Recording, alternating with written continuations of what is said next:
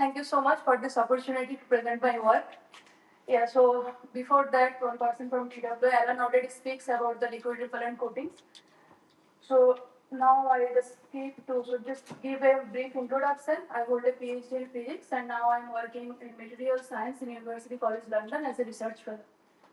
So I'll skip this slide because from morning we are all aware about what are PFAS, what are the different toxic effects and where we can use all those things. So I don't need this slide. So today I'll be talking about liquid repellent coatings where we can have some PFAS alternatives.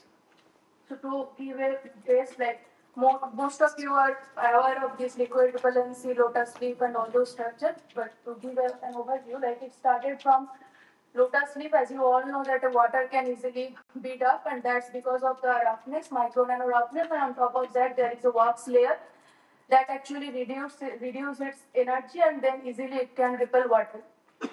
And the second one, it came around 2011. It's a slippery surface inspired by Nathan's feature plant. So here the concept is you have a porous network and if you can fill with it, lubricant, then oil and lubricant don't mix, so you can have the repellency. But the major issue of this type of surface is the durability. So the first one, it actually depends on the air cushion. So under pressure or under water, it's not stable. So it can it can be mechanically fragile. And for this case, until unless you have the lubricant on top, you can have the slipperiness. But once it depleted, you cannot have those functions. And as we all know that these type of materials have large applications in self-cleaning, anti-icing, anti-fogging, and all those areas. So in all the real life application, durability is a major issue, and we have to address that. So back in 2018, we have started to focus on this durability issue. So here we have this is all the fluorine strategy. So here our main idea is to incorporate lubricant into the coating matrix so that we can control the mechanical stiffness, and in that way we can achieve the abrasion resistance, and also we can have the high speed jet impact. As you can see here, this is like a 35 meter per second jet that is impacting on top of the surface. And after that, also post impact, we can have the intact water repellency on top of that, and also you can see the morphology is not affected. So that's basically because of the lubrication that we have inside that actually helps to absorb the energy at that peak pressure at that point. So the main advantage of this is we have this mechanochemical robustness and also repellency to water. But what are the disadvantages? Again, as we are talking about some PFAS alternatives, so this actually uses fluorine materials and it can only repel water. So it's a bit tricky to repel low surface tension liquids. So then we thought of using porous network. So most of you are aware about reticular structures that are metal organic frameworks and covalent organic frameworks. So people using these materials for storage application and also catalysis because it has very high surface area. So we thought of applying this type of materials on surface because for repellency we need this type of materials have a porosity of 1 nanometer, so you can easily enhance the capillary force. That was one plus point for us, and we can also grow this type of material in a very thin layer. So that was the motivation and started working on this. So this is our first work. So we started back in 2020 to grow these type of materials on different substrates, including from glass, metals, fabric, and like anything you can work on, but you have to just take care of the chemistry of the base substrate.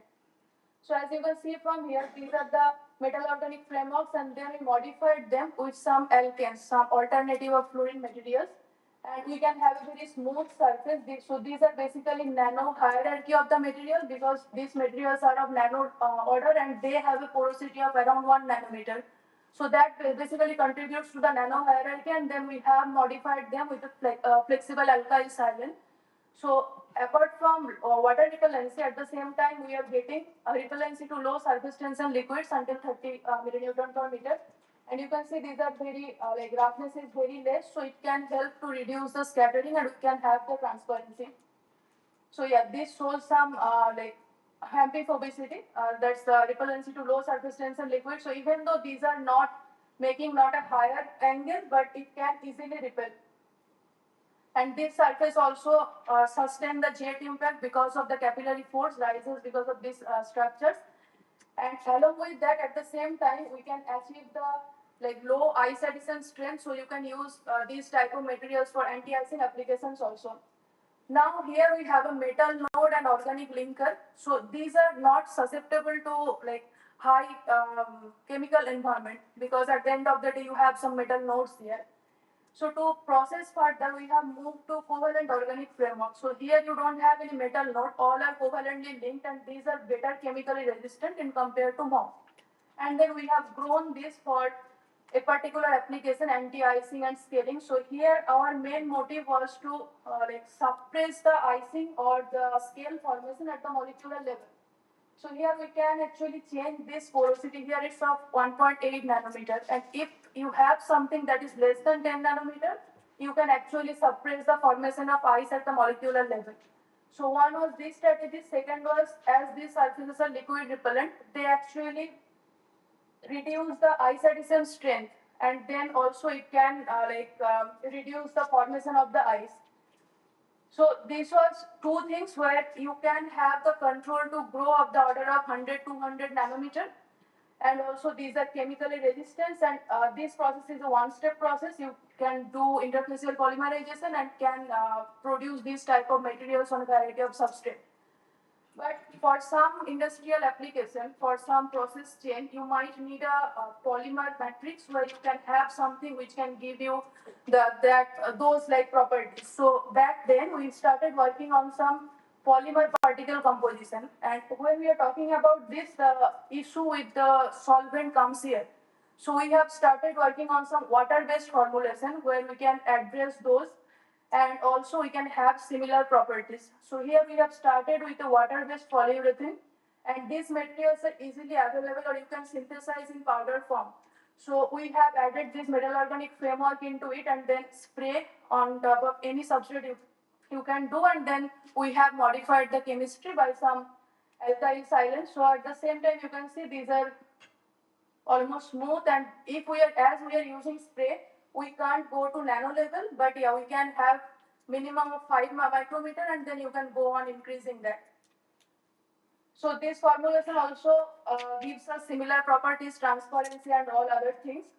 So you can see the transparency of these materials, and it can show mechanical property also. So we have tested different substrate. It can show a very strong adhesion. As you all know that polyurethane is mainly known for its adhesion, and the MOF nanoparticle that is actually contributing to the property. So similarly here also we can repel low surface tension liquids. So that's basically because of the nano hierarchy of the MOF particle, and on top of that we have those flexible silent chains that actually arrange themselves to have a low surface energy condition. So this surface also can sustain high speed jet impact. Now what is the main science behind it? Because this type of materials actually form an intercalated network like a bicontinuous film. So here actually the porosity of the MOF allow to silicon chains to like nano confine into that, and we have confirmed from NMR and also FTR that actually helps us to enhance the mechanical properties of these coatings. And these at the same time these are have some low anti-icing strength, they are thermally stable, and also they are chemically resistant. So yeah, we are talking about some fascinating material, even though these are not new, but in the field of coating, these are new, and you have the opportunity to tune them, tune their porosity, tune their chemical structure to have multiple applications.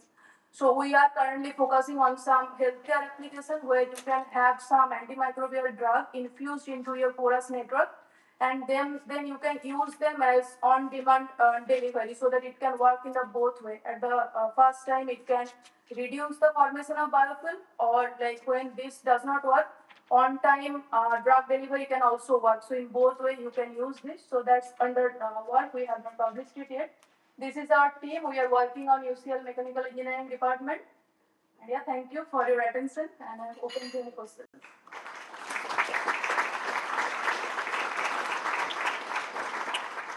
I'm sorry if it's a bit more technical, but you can ask me anything. I'm happy to answer. Thank you so much. Any questions in the room? Okay, I see one back there. Dan, the mic, okay?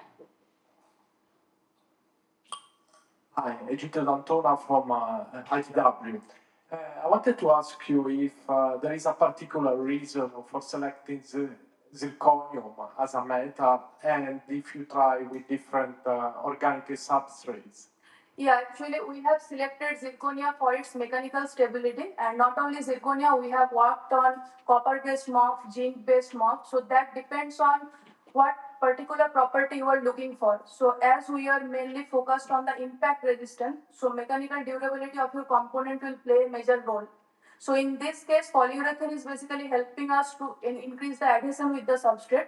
At the same time, the zirconia-based MOF giving us the mechanical stability. So depending on your application, you can choose the metal node and also the organic linker, because if you change the size of the organic linker, that will actually result you in a different porosity. So that is in your hand. You can play around with it depending on the application. Yeah.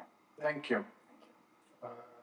Thank you. I just wanted to ask, are you working with any sectors to, because I guess this is from an academic base. Yeah. Are you working with any sector? Yeah, so actually the main thing is people are more aware of water repellency, but when it comes to the oil, it's a bit tricky. So we are now working on some fabric industry to produce oleophobic fabric. So we are in process of some spin out.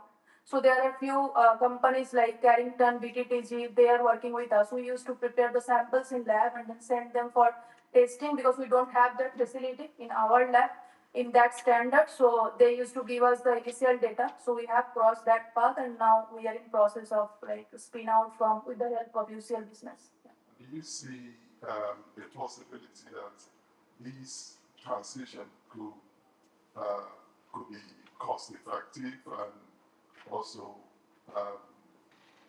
translate into something effective in real life? That's a good question. Most of the time I used to have this question, because this MOF and COB materials, the precursors are very expensive.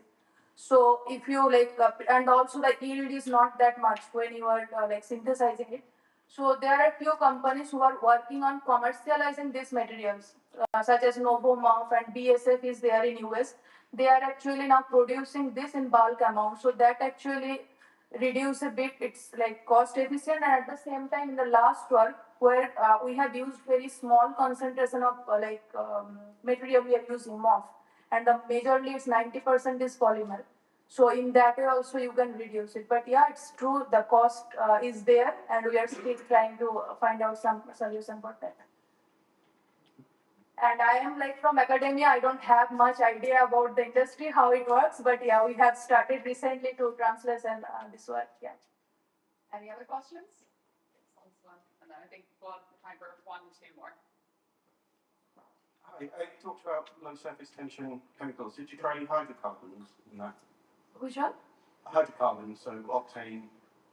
We have tried butanol until that, yeah, and also mixture of ethanol and water. But no straight hydrocarbons. And also few surfaces can repel vegetable oils too. Okay. Yeah. So not all, yeah. So there are some pros and cons we have to play around. So the COP surface I was talking about, that actually repels until like vegetable oils, even though viscosity side, yeah. Thank you. Hi, just a question from the back here, or comment really, actually. Interesting about the application of versatility of moss. Is any of your team looking into the use of those into the remediation technologies? No, not really. We are mainly on the textile parts, yeah. Okay, because I think I'm hearing interesting developments in that area too, in terms of dealing with legacy emissions. So, anyway. Yeah, I can help you with the technology and all those things, but no one is working particularly in that one, yeah. Thank you. Sounds like an area for new opportunities. Thank you so much again. That's great.